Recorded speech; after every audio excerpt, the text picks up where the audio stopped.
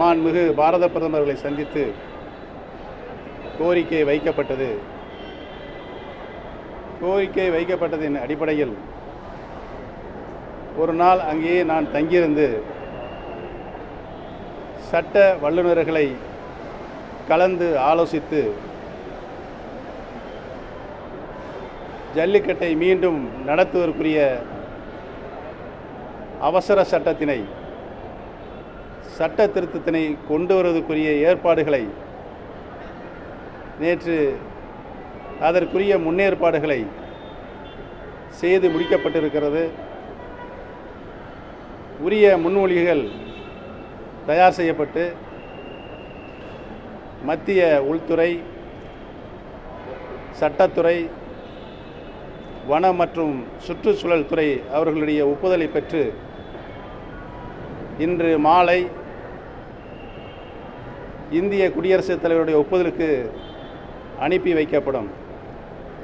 இந்திய குடியரசுத் தலைவர் அவர்கள் அலுவல் பயணமாக வெளியூர் சென்றிருக்கின்ற காரணத்தினால் இன்று இரவுதான் அவர் டெல்லிக்கு வர இருக்கிறார்கள். நாளை இந்திய குடியரசுத் தலைவர் அவர்கள் ஒப்புதல் பெற்று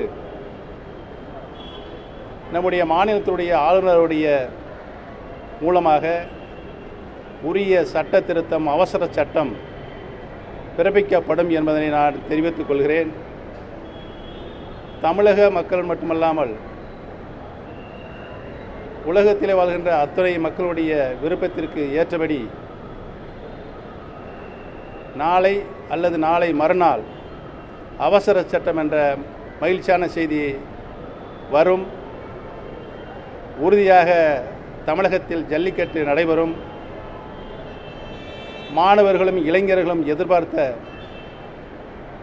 அந்த வாடிவாசல் விரைவில் திறக்கப்பட்டு ஜல்லிக்கட்டு காளைகள் துள்ளி குதித்து வெளியே வரும் என்பதை மகிழ்ச்சியோடு தெரிவித்துக் கொள்கிறேன்.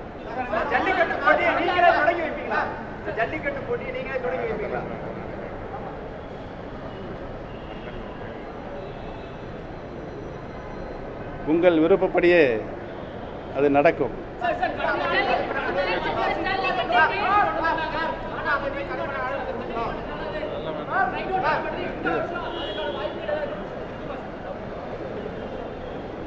எதுவுமே ஒரு நம்பிக்கையின் அடிப்படையில் தான் செய்கிறோம்.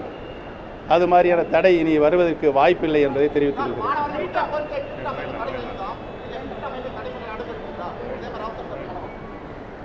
எந்த தடை வந்தாலும் அதை நீக்குவதற்குரிய சட்டத்தின் மூலமாக நீக்குவதற்குரிய வழிவகைகளை தமிழக அரசு உறுதியாக செய்யும் என்பதை தெரிவித்துக் கொள்கிறேன்.